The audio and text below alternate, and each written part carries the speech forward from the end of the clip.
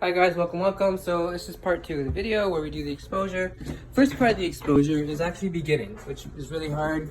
Obviously as you do it less and less, it becomes easier. And that's like the whole process of exposure therapy, to kind of, every time you do it, become a little less hard, a little easier. And so, first thing you want to do is ask yourself, how much do you fear choking on food? How much do you fear, that this food is actually harmful? How much do you fear that? And sorry, I'm just gonna put this in the microwave for about 15 seconds. So that's something you need to ask yourself. How much do you fear the action you're about to do? For example, if you have agoraphobia, the action would be just 20 seconds maybe. The action would be going outside. If you have social phobia, the action would be maybe walking into a mall or returning an item. Those are good ones. Okay, so that being said, just stand by for a second. I'm gonna just blow my nose and I'm gonna just wait for the food to be ready, start up the tablet. And I also want to do something after we do the exposure. I want to read a chapter from this book that I have read before by Dale Carnegie. I think he's he wrote the How to Win Friends and Influence People. So he has a book called How to Stop Worrying and Start Living that someone very close to me got to me and said, hey, you should read this, and you'll get better from I guess everything you have. It's a fairly cheap book. It's only $10 here, $11. There's a chapter in it I want to read. It's only a couple pages, and I think it would help me I guess remember why I read it, because I picked it up because I was looking for books to read to you guys about therapy and psychology, and then I realized I only had like 2, and that I accidentally, more than likely, threw them out just because I couldn't. At that time, I wasn't understanding what psychology, I wasn't taking it seriously. I wasn't really understanding it. I was like, okay, I didn't really take it seriously. Yeah, so what now? And then this, and then I just didn't take the general milieu of psychology seriously. I didn't even know what was wrong with me for a long period of time. All right, without further ado, let's begin this video. And let's begin the exposure. Just one second, I want to actually charge the... sorry for burping. I just need to plug in the tablet because, because I feel like it's my video on my channel and I want to plug in my tablet. Well, honestly, it's because I saw a low battery warning, so I must have not plugged it in yesterday. Alright, so here we go. So, weight training anxiety scale of 1 to 100. It's 10. It feels like a 10, it's always a 10 out of 100. Next thing you do without delay is simply just do the exposure.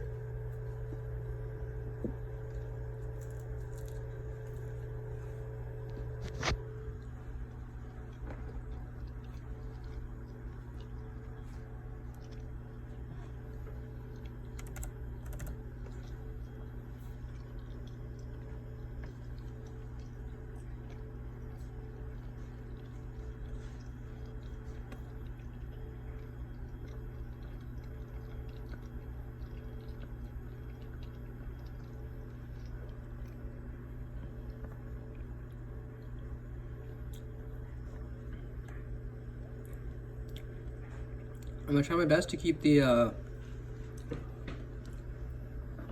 camera on the screen, although I sometimes eat with 2 hands, so you can definitely hear it. For the most part, you will be able to see it. I would like to say so. So, hey, there's my video. Let's see here. These videos aren't very popular. They're more of just video diaries and journals. Let's see here. I like this one. That's maybe. There's nothing really new. I mean, so basically, there we go. That's a good one. Systematic desensitization for clown phobia. So it can be any phobia, right? This is a no judgments channel. If you're gonna start judging in this channel, just leave. we don't have time for people who are going to judge and say, oh, you're scared or whatever. I'm sorry.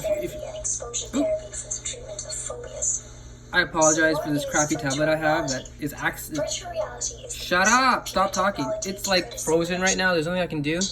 This is not how you want to start an exposure. I mean, I'm kind of been doing this for months, so I'm used to it. It's just, this isn't a way to really start the exposure because, you know, you want to be relaxed. So, you know, and I at this point, I'm just gonna have another bite of bread because I just can't deal with this crap anymore. As you know, I have OCPD, so it's very annoying.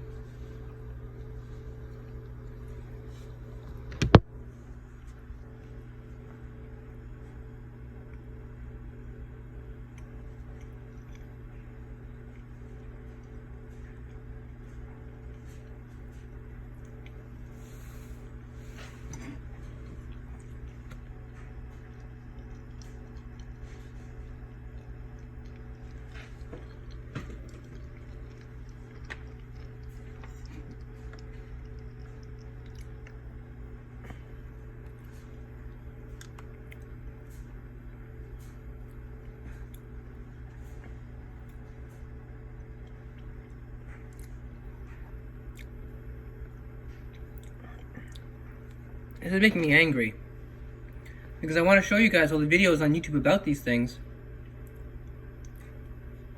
and instead I'm handcuffed because I can't afford a better tablet. It makes me sad, actually. At the same time, I should learn something from this, which is I should use this to motivate me to want, right, to be able to afford, you know,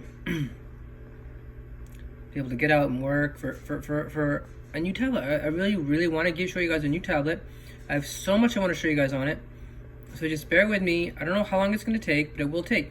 I mean, I don't know how long it's going to take. I am confident I can get one, though. I mean, before I die, which is, I mean, much like a odd way of, I mean, that's a goal I have, okay? I mean, I would like to do it as soon as possible. Like, it's just some things, you know, I'd rather save my money, to be quite honest, because I don't have a lot of money.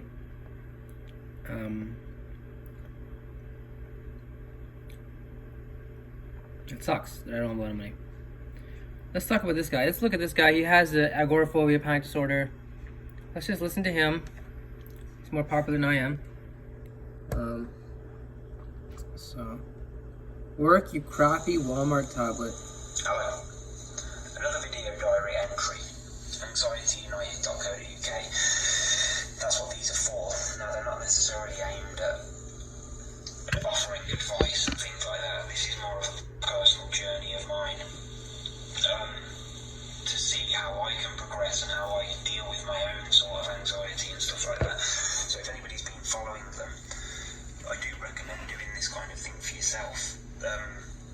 Maybe not to share them if you don't feel comfortable sharing them, but it's always handy for you to be able to look back and see when you were down and see what you did to get back up, and see what works for you and see what doesn't, see if you can, you know, see that you've maybe felt this way before at some point, and you know that you got through it back then. Like I do that quite often with the blogs that I've written in the past and things like that, where I can look back, see that I felt this way before, whether it was a headache that I was suffering from or whatever. So I go back, I read it, I see that I had it then, I'm describing it exactly the same, and then I actually think, well, I'm still here now, so I know that I actually survived whatever it was, so we can just drop it. So I do recommend video diaries or blogs or something like that. Whether you share them or not is totally up to you. The reason that I do is because somebody out there might be able to relate, they might find it useful, you know, they might learn something that helps them. So if it helps one person, then it's worth doing. But it does help me as well, because I watch back and see where I've maybe gone wrong or done something right. So last week in the video diaries, Wednesday, Thursday, Friday, I was talking about exposure therapy and things that I was going to try and do. Small things. So on Thursday, my wife wanted to go shopping, so we drove to the retail park, which is something that I haven't done for a while, and just sat in the car, no radio on, you know, it sounds trivial, but the thought of me actually going there in the car was making me feel anxious on the way there. So I sat there, I wrote it out, and by the time that she came back to the car, I was feeling calm, ready, you know, we went home. And the reason that I didn't do too much was because I didn't want to knock myself further. I didn't want to get out, walk around, have a panic attack, get back in the car, feel more defeat and more, you know, overwhelmed by the feelings. So the idea was for me was to really set the bar low, pretty much. Not so low that I knew that I could succeed, but low enough to know that it could be done. I guess that's probably what it is. I don't know, but there's a fine line. You know your own limits, and I said that on the video on Thursday, I think it was. Friday, had a real bad struggle with going to my local shop, which again sounds trivial. But I had a massive panic attack in there a few weeks ago, and it just stopped me having the confidence to go in there and just do what I needed to do. But Friday I did do it after about 3 hours of deliberating with myself and anticipating and visualising everything going wrong. I did it. I stood outside the shop for 5 minutes with my lad, and then I went in and did what I had to do, but I didn't go in holding tightly, rushing around, getting what I needed to get and get out. It was a kind of, I wanted to wait until I felt that I could go in and it's not so much that I felt good enough to go in there, it's that I felt strong enough to deal with the way that I felt before I went in there. So I think there's a difference. This is a big thing. I'm actually not doing the exposure right now because this is exactly what I was talking about. People would do an exposure and they would just want to get it in and out done as fast as possible. Or they would kid themselves into saying, you know, my anxiety is less now, so I will do an exposure now and I'll get better. Both are problematic. The first one because you're not being mindful. And the second one because you're allowing your anxiety to run your life, which is obviously not true. I mean, obviously not good. So, right?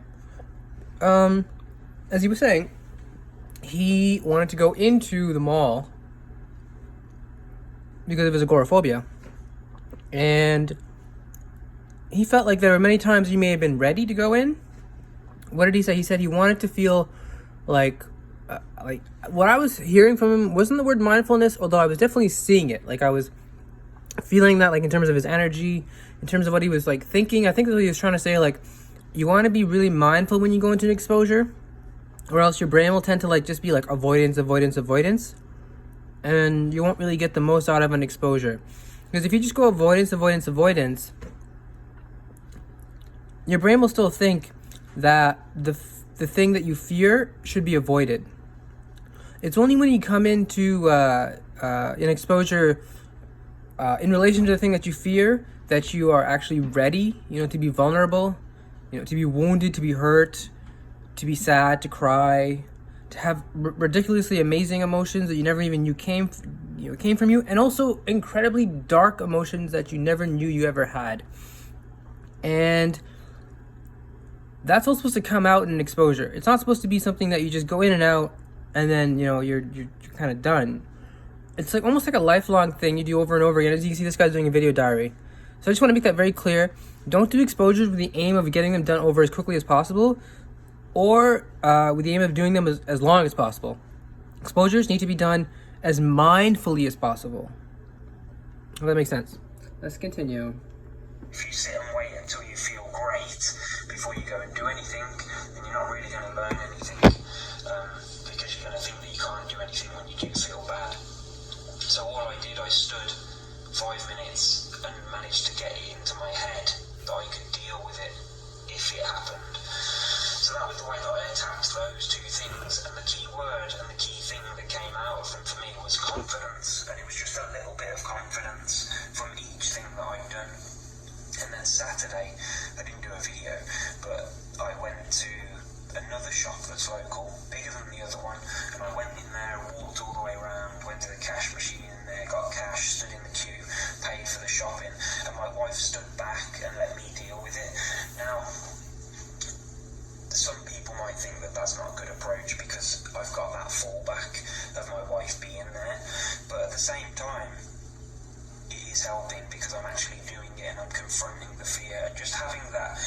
Now these would be classed as safety behaviours, so my wife was sort of my safe person that I could fall back on if need be. But when you're in the situation that you're really struggling to do pretty much anything, which is the way that I have felt recently, having that little bit of safety there can help, because what you don't want to do is go in, freak out, lose all your confidence that you've gained. You know, who's to say next time that I go in there and my wife waits outside the shop? You know what I mean? And then the next time she can wait in the car, and then the next time she can stay at home while I go and do it. It's that kind of gradual build-up that you want to be looking for. I weren't ever going to go down the shop with a big, I'm not going to swear, I say that every video, a big shopping list, walking around doing all the things I need to do, stand at the till for 5 minutes, chatting to the shopkeeper, you know, doing that, because that was not going to happen. Not without me feeling overwhelmed and more chance of me running out of there. Then, on Saturday evening, we decided that we were going to go to McDonald's for breakfast, nice healthy eating. My daughter really likes McDonald's breakfast. We rarely do it, and when we have done in the past, we usually go there, pick it up, bring it home, eat it at home. But Sunday, we decided we would sit in there, and we did. And that has to be and can only be down to the confidence that I've gained Thursday, Friday, and then Saturday. But that's not saying that McDonald's was easy. We went in there, we sat in the far corner. I didn't go and order the food, I just sat and waited. Food came over, and I ate it. But now I'm really going to struggle to describe how this was, but the way that I was trying to tell, because my lad was there, my wife and that, and I was trying to tell my son that it's like waves of attack. It's like,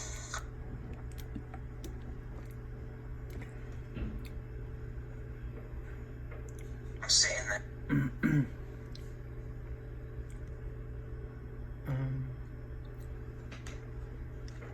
And I feel alright. And I can sit up straight and feel confident and comfortable, and everything just feels fresh.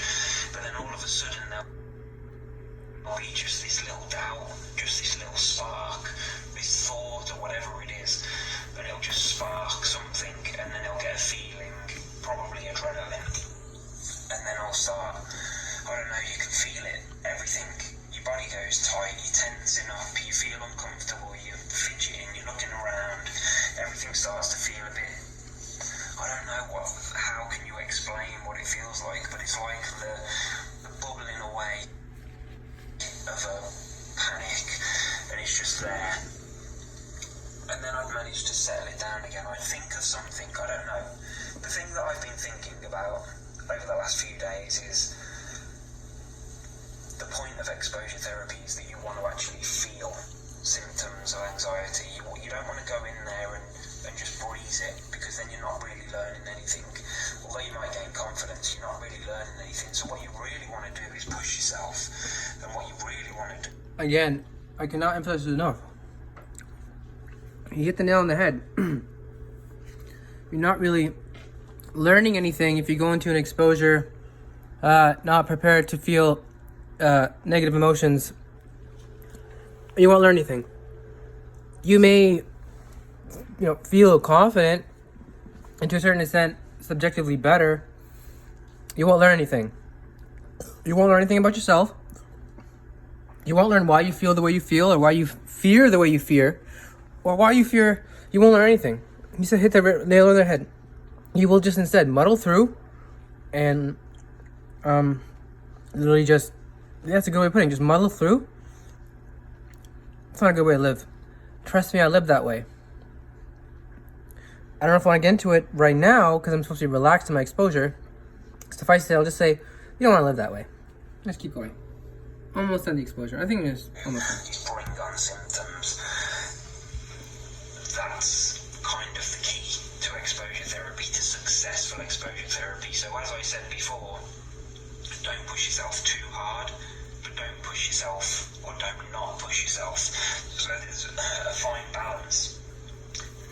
So with this, I sat there, and every now and again I was getting this wave of attack. This army of anxiety soldiers were coming into my head, disrupting a few things and making me feel edgy.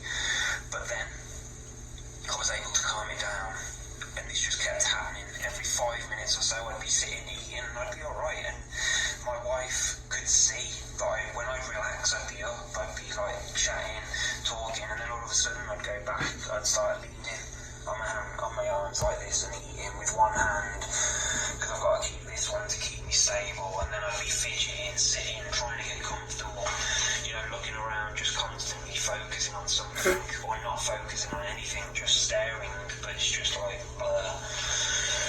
That's the way that it was. But as I was able to nip it in the bud each time, I was sort of able to just continue with sitting there. There was one point where it got to a point where I was like, and this is the way that it works for me. I was having those initial anxious thoughts, which were just that I didn't really feel great and I felt uncomfortable. Then it goes on to the next stage, which is, am I going to be able to make it out of here without collapsing, passing out, dying? People are going to laugh. What's going to happen? I feel worse. How far away is the exit? Am I going to make it? And once I hit that stage 2 of my little panic episodes, then that's when it usually becomes frantic. That's when I really struggle to get back to control, because all I'm thinking about is shit. I swore. Shit. Am I going to be able to make it out of here? But on that occasion, I was able to again distract myself, and it was something that I don't know. It's something that I hate talking about, thinking about. A lot of people with anxiety worry about it, and that's death. Nobody ever mentions it, nobody ever talks about it, and I don't like talking about it. I don't like thinking about it. And for the last few nights when I've been going to bed, closing my eyes, I've thought about it, and it scares the shit out of me. But I don't know, I was just sitting there, and I'm trying to think about it more and more. And people might want to switch off now because I don't like talking about it. You probably don't want to hear about it, but when you go, and you ain't gonna know. And that's what I'm trying to.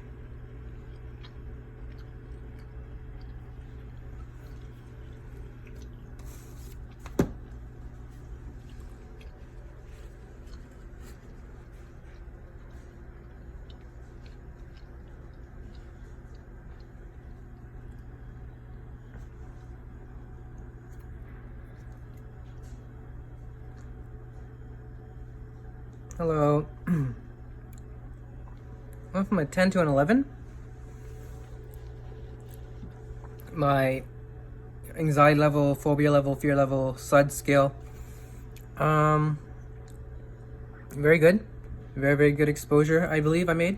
I apologize for not eating at all. I'm trying, as you can see in my videos, I learned recently that people who undereat should overeat, and people who overeat should undereat. So with that being said, that's kind of what I'm trying to do. I saw yesterday almost what I ate. As I said, full disclosure, I didn't say this. Full disclosure, I also had 2 croissants earlier, 2 cheese croissants. I'm trying, I don't, if you can see, I'm very slim, like I'm about maybe 135 pounds. I'm like 5'10". So I'm trying to eat more. I'm trying to like just gain weight. I to be honest, at one point I was about 240 pounds maybe. And the only reason I was eating was because of medication. Medication that gave me to increase my appetite. All right, let's move on to the third part of the video where we go in the car. I'll read a little bit of this guy, and we'll just discuss what we learned in the video. I'm pretty sure I discussed everything I learned in the video. Anything else I want to discuss in the video? Just that very, very thing on the nail, thing on the head. You're not going to learn anything in exposure if you don't go in without being prepared to not avoid. If you're going to avoid the whole time, what am I going to get at? Looking at your watch. How can I, fidget or be distracted? Look at my phone. You're not going to learn. Your anxiety might go down. It's not recommended. This is coming from people who have anxiety. I don't know if this is the professional doctor's opinion. Coming from people who have anxiety like me and Mr. What's this guy's name? Anxiety United, I believe.